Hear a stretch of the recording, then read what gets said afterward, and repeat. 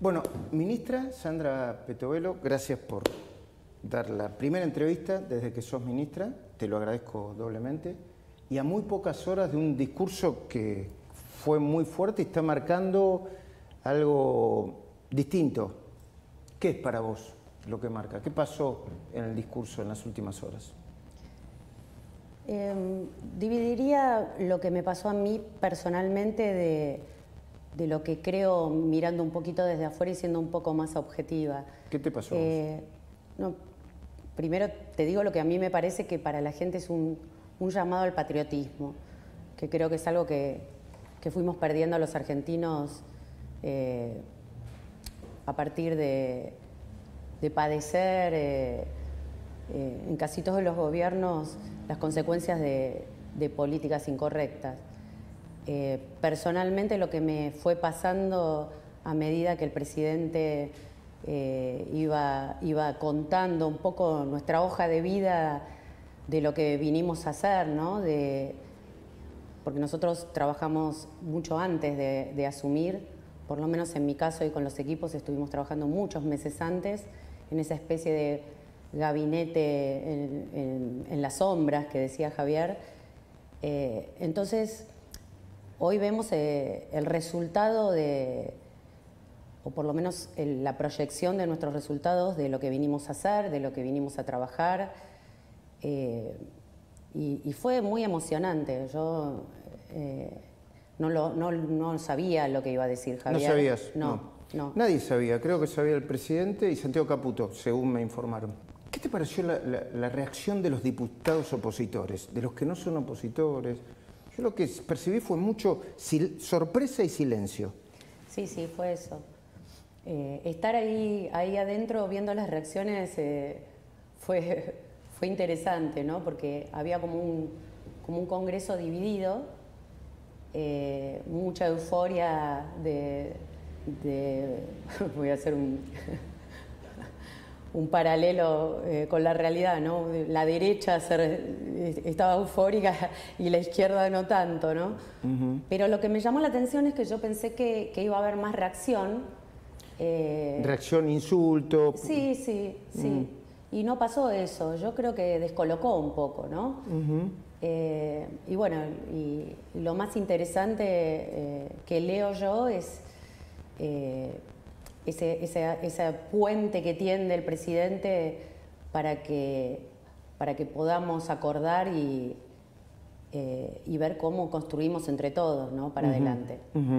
Cuando definió el Ministerio de Capital Humano, dijo Sandra Petovelo, la ministra va a ser la única que va a tener billetera.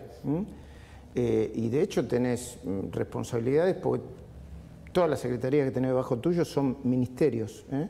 Tuviste incluso encuentros casi físicos con gente que decía que tenía hambre y que te venía a golpear acá, ¿no?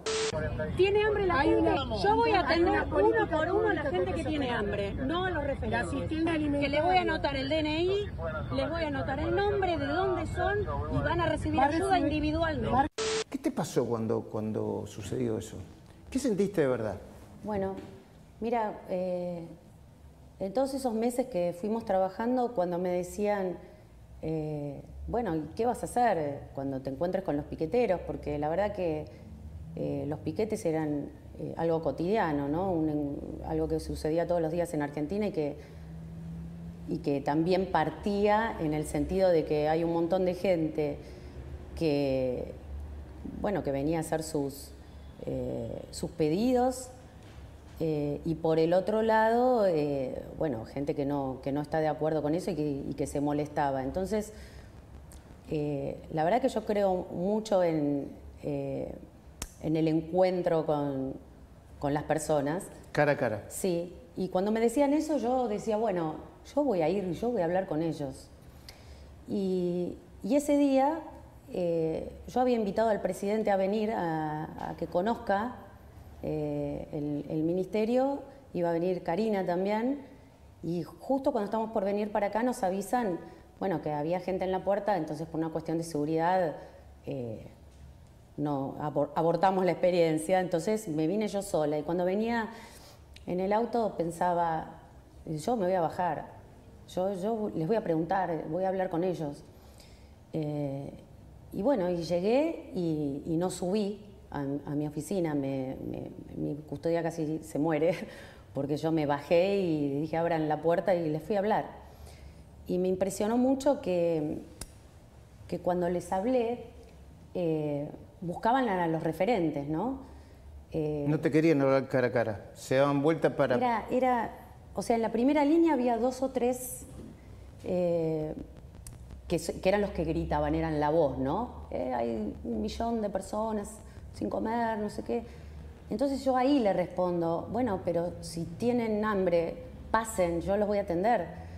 Y miraba la segunda línea y tercera línea, y yo le vi en los ojos que querían entrar.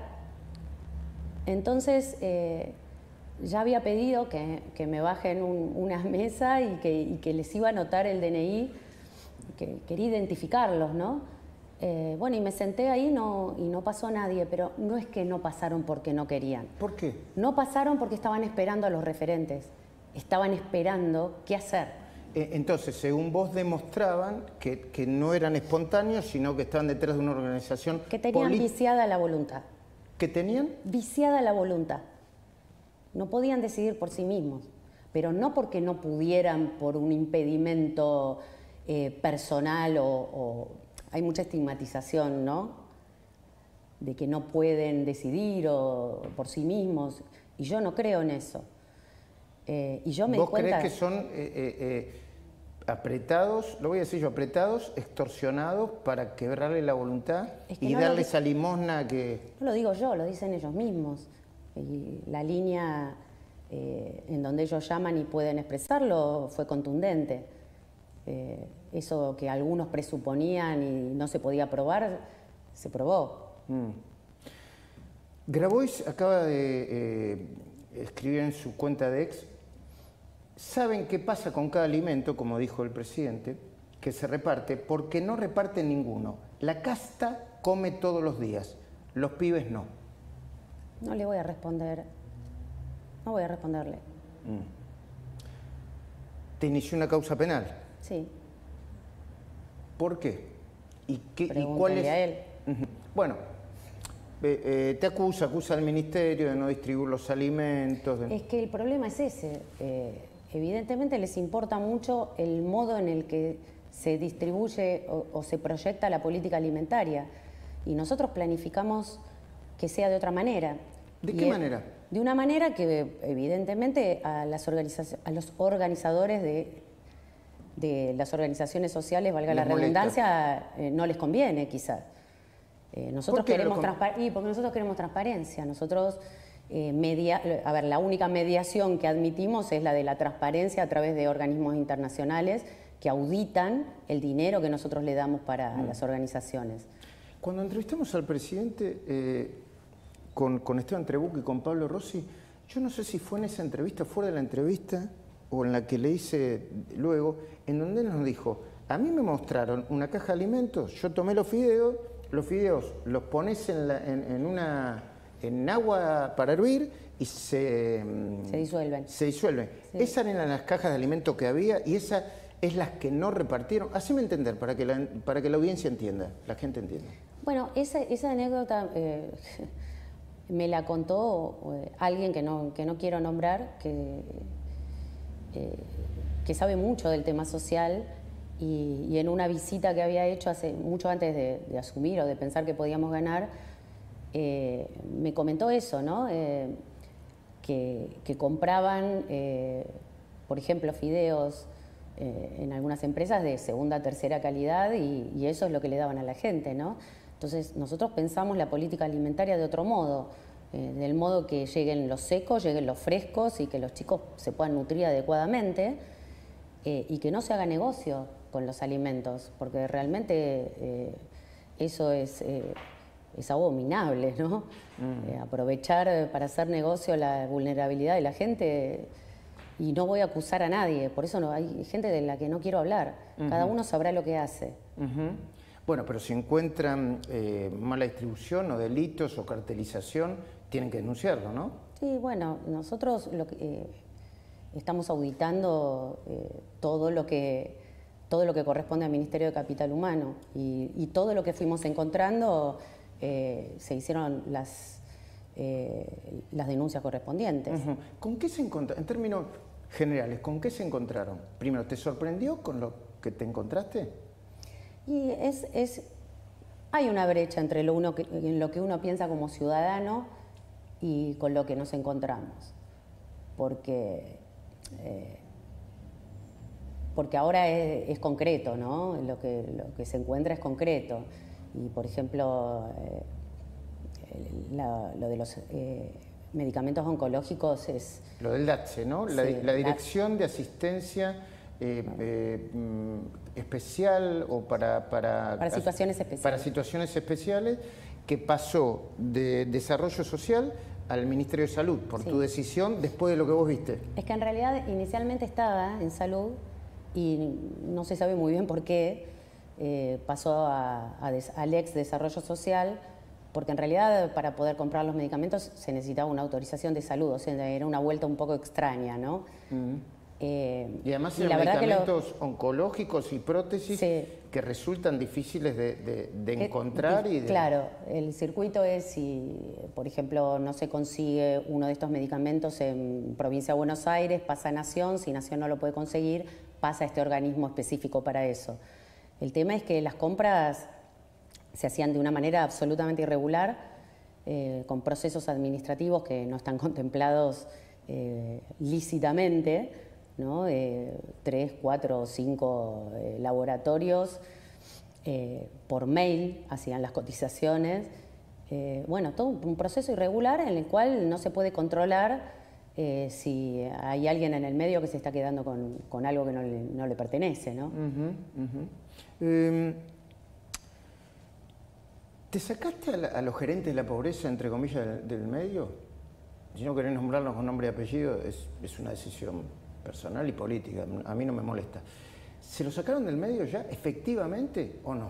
¿O todavía no? Creo que es un proceso, ¿no? Creo que entendieron que había algo que no estaba bien. Creo que la gente entendió que no tiene que estar esclava de nadie. Creo que hubo mucha desinformación porque el dinero que se entrega es dinero de los contribuyentes, ¿no? No es dinero de los que organizan. Estamos hablando de los planes, ¿no? Claro, y la gente muchas veces piensa que le deben algo a ellos, ¿no? O sea, lo que sucede ahí es que, más allá de la extorsión, yo creo que también hay un sentimiento de que se les debe algo, ¿no? Cuando una persona, esto pasaba también con los punteros, cuando una persona tiene alguna desgracia, como perder a alguien, ¿no? Y hablo de barrios humildes por ahí, y viene el puntero y les entrega un cajón para la persona que falleció, o un remedio para sus hijos, siente ese sentimiento de que se lo tienen que devolver. Entonces a veces no es, hay extorsión o hay una devolución y se aprovechan de ese sentimiento también para llevarlos a un lugar, ¿no? Digo, no es solamente la extorsión. Yo creo que es peor aún, ¿no? Tomaste la decisión, el Ministerio tomó la decisión, el Gobierno tomó la decisión de reconvertir los planes potenciar en volver al trabajo, por una parte, el 75%, y acompañamiento social sería el otro 25%. ¿Por qué lo hicieron? ¿Con qué objetivo? Y en el medio, ¿cuántos planes dejaron de pagar porque encontraron que no debían hacerlo o que era ilícito o la información cruzada no se los permitía? Básicamente, por lo que decidimos segmentar el plan y terminarlo, es porque el objetivo no se había cumplido. Porque de todo ese universo, la empleabilidad de la gente que consiguió trabajo era 1.3. 1.3%. Entonces, de todos los planes potenciar, solo el 1.3% se pudo reinsertar en el mercado laboral. Sí. El objetivo no se cumplió. El objetivo no se cumplió Y de todo ese universo hay gente que tiene mayor vulnerabilidad y menos posibilidad de entrar al mundo laboral, como por ejemplo madres con 4 hijos o personas mayores de 50 años. Entonces por eso decidimos dividirlo en 2, el del acompañamiento social por un lado y el de volver al trabajo, que va a estar marcado por una diferencia fundamental, que es que la persona puede trabajar y mantener el plan por 2 años. ¿Eso ustedes creen que va a tener un impacto fuerte? ¿Por qué? Porque hay mucha gente que tiene miedo, ¿no? De que si acepta otro trabajo... De aceptar un trabajo, dejar el plan y quedarse sin nada.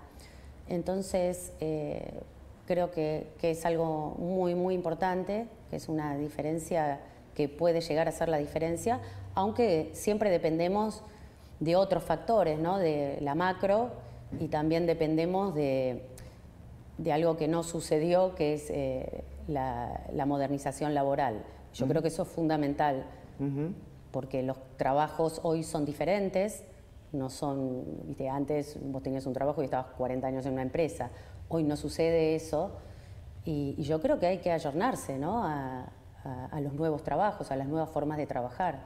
Creo que es fundamental. Y entender que flexibilización laboral, que parece una mala palabra, no quiere decir ir en contra de los derechos de los trabajadores, sino que va a posibilitar que la gente pueda trabajar. Hace poquito estaba mirando en una marcha que una señora decía, yo quiero trabajar. Y la verdad que yo me encuentro todo el tiempo con gente que quiere trabajar, ¿no? O gente que te dice, mira, yo no tengo ningún plan y no me alcanza, pero yo quiero trabajar. O gente que es emprendedora, pequeños emprendedores, te hablo de un herrero, me acuerdo del herrero liberal que me decía que quería contratar aprendices y no podía, porque si los contrata, por ahí le hacen un juicio y él no se puede hacer cargo, ¿no? No lo puede afrontar. Entonces creo que de eso se trata la modernización laboral. Y creo que todos los argentinos la tenemos que pedir. Viste que está claro que se malversó el concepto de ayuda social y que se mezcló con hechos de corrupción o mala distribución de los bienes. El FISO es uno de ellos. Te lo voy a poner en un contexto la pregunta, porque vos evidentemente no manejás ya ese fondo, el Ministerio nunca manejó ese fondo, pero al mismo tiempo tiene impacto social. ¿Qué crees que pasó ahí? No, yo no hablo de... Si no tengo la seguridad, no voy a acusar a nadie. Pero yo creo que cuando se maneja discrecionalmente fondos, vamos a ir siempre al mismo fin, ¿no? Creo que es importante que la gente que trabaja como funcionario público tenga claro a qué se viene, ¿no? Que es a mejorar la calidad de vida de los ciudadanos y ser un servidor público. Y cuando los objetivos son otros, se llame FISU o como se llame, van a ocurrir estos hechos de corrupción. Está anunciado un paro docente para el lunes, para las próximas horas. ¿Cuál es tu posición frente al tema? Bueno, este tema tiene que ver con las supuestas paritarias docentes. En realidad, la paritaria docente no existe. La ley de financiamiento educativo lo que hace es pedir que el secretario de Educación, ministro de Educación iba a decir, pero ahora es secretario de Educación, convoque a distintas partes que discuten el salario mínimo docente. Al Consejo Federal, ¿no? El Consejo claro, Federal. O sea, están los gremios, los ministros de Educación de las provincias, y bueno, y ellos discuten cuál sería el salario mínimo. Tienen una reunión, después tendrán otra, y si no lo deciden, decide el Consejo Federal, que está formado por los ministros de Educación de todas las provincias, y ellos deciden.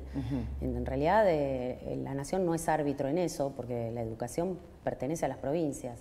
Entonces, para nosotros es importante marcar eso, ¿no?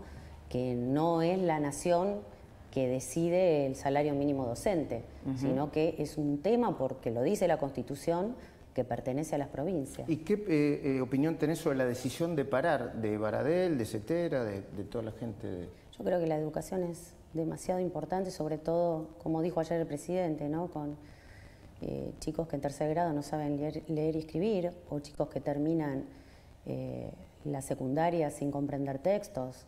Creo que la educación está en crisis y bueno, y entiendo también que los docentes, creo que todos estamos peleando por un salario mejor. Pero lamentablemente lo que pasa en Argentina es lo que pasa. Y creo que todos tenemos que hacer un sacrificio, ¿no? Bueno, ahí está. Bueno, ahí terminaba la entrevista. Si bien parecía que a lo mejor iba a tener alguna cosita más, no se habló nada más. Con respecto, a ver, muy correcta Petovelo. Creo que es una buena persona para tener a cargo del Ministerio de Capital Humano. No dijo nada nuevo, honestamente. Creo que de las cosas más importantes, que de todas maneras ya algo se había hablado, es lo de que, bueno, el tema de que se haya partido el plan Potenciar Trabajo. Pero me llamó mucho la atención esto de que solamente el 1.3% de los planes, o de las personas mejor dicho, que percibía el plan, se reinsertó en el mercado laboral. O sea, totalmente destruido el objetivo. Supuestamente el potenciar trabajo es eso, potenciar el trabajo. O sea, que la gente pueda conseguir un laburo, de última que tenga de ingresos más bajos, por así decirlo, ¿no? Pero que esté laburando. Después todo el tema de las, digamos, de las irregularidades con el tema que pertenece a lo de capital humano, digamos, el tema de las comidas, la compra de alimentos, qué tipo de productos se vendían. De estas cosas ya se hablaron. Y algo que a mí me sigue llamando mucho la atención, que básicamente, bueno, ustedes saben que nosotros miramos siempre todas las entrevistas, todas las conferencias de prensa, perdón, que hace el gobierno, la conferencia de Adorni, que le siguen reclamando todavía a estas alturas de dónde están los alimentos. Y ya se explicó mil una veces que los alimentos nunca se dejaron de dar, y que lo único que se ha hecho es se han establecido pautas generales, ¿no? Para una buena administración, una buena transparencia de la comida o del dinero, depende de lo que se le manda a las organizaciones sociales o a los comedores, perdón. Y nada, pero, o sea, yo sigo sin entender, o sea, en realidad entiendo completamente, pero es un poco sarcástico, ¿no? De qué se quejan, digamos, los periodistas que van a preguntar que les llega la información supuestamente de que no les llega la comida a los comedores. Digamos, el gobierno fue muy claro, o sea, se tienen que inscribir y tienen que cumplir ciertas pautas. Yo desconozco qué pautas son exactamente, no he buscado, pero digamos, me imagino que, porque además lo dijeron, son cuestiones medianamente básicas y que más, digamos, es para cumplir ciertos lineamientos con políticas de nivel internacional que para que después se puedan auditar de esa manera, ¿no? Y me parece bien, digamos, porque uno cuando entrega los alimentos o dinero, justamente, es para que un grupo de personas que no tiene acceso pueda comer. Y qué mejor manera que mantenerlo transparente, porque si no después pasan cosas como estas que contaban, ¿no? De que ponían los fideos al agua y se deshacían todos. Es como, me parece un montón.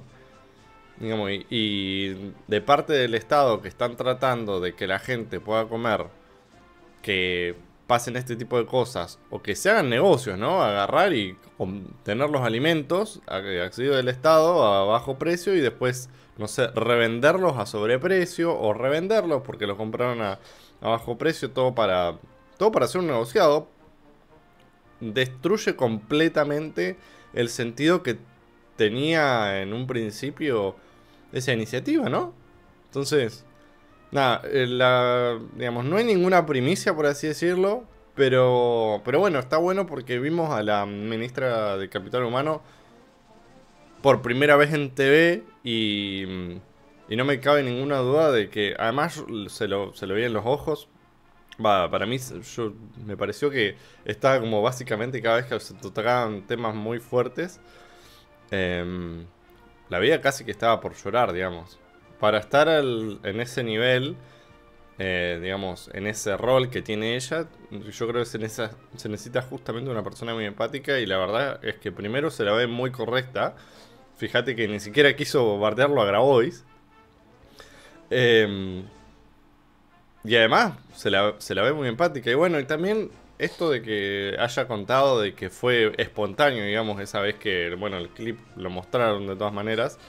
De cuando ella se baja a saludar a todo el mundo. A saludar a todo el mundo. A preguntar a ver quién necesita comida y que pase. Y es muy fuerte esto, digamos, que ella relató, que vio de que hay gente que efectivamente quería pasar, pero como que estaba ahí medio rehén y medio, me imagino que también, digamos, en parte esto que dijo ella, ¿no? De sentir que le debe algo a... que es cierto, es mucho peor porque, digamos, no les deben nada, pero ellos, digamos, yo los entiendo de que se sientan así porque es como, han sido básicamente, por así decirlo, una figura paternal, por así decirlo, y les han dado una mano, los han ayudado y bueno, sienten que le debe, a pesar de que los recursos ni siquiera eran de los referentes en sí, entonces, nada. Y que hayan querido pasar y no hayan podido, ya sea por presión o por miedo capaz de verse en una situación incómoda en un futuro con el referente, o de quedarse completamente desligados. Yo creo que cuando le preguntan, de hecho, el tema de digamos, si ya estaban completamente, ya no pasaban más por los alimentos o la plata o la comida, digamos, las cuestiones por los referentes, los gerentes de la pobreza, que ella no dijo que sí, que es un proceso, o sea, no dijo que sí, dijo es un proceso, qué sé yo. Yo lo que creo a lo que se refiere es, a ver, los alimentos, la plata, ya definitivamente no pasan más por las manos de ellos. Pero siguen siendo sus referentes, ¿no? Los siguen convocando a las marchas. Hay denuncias y todo, pero no todo el mundo se habrá desligado completamente. Es más, aquellos que se habrán desligado, me imagino que no se habrán desligado completamente. Entonces a lo mejor hay gente que está muy cercana, muy pegada, que de todas maneras les sigue pasando la plata porque, no sé, porque capaz que piensan que ellos lo pueden administrar mejor y les sacarán una parte. No sé, desconozco, ¿no? Pero tendría sentido, digamos, en esta relación medio de señoriaje que tienen los referentes o los gerentes de la pobreza con la gente. No se va a disolver de un día para el otro, digamos. Lo mismo con el tema del kirchnerismo. ¿Por qué la gente sigue tan loca con Cristina o lo que sea, ¿no? Digamos, con cualquier referente K. Porque ellos han sido sus padres, por así decirlo, han sido sus señores. Y no, esa relación no se rompe solamente con una elección.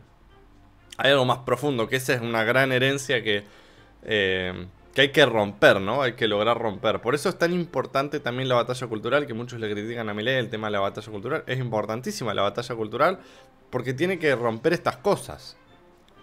Este señoreaje sobre las personas que ha generado los políticos tradicionales, hay que terminar de romperlas. Porque si no, el día de mañana, Milei se va y se vuelve todo de cero.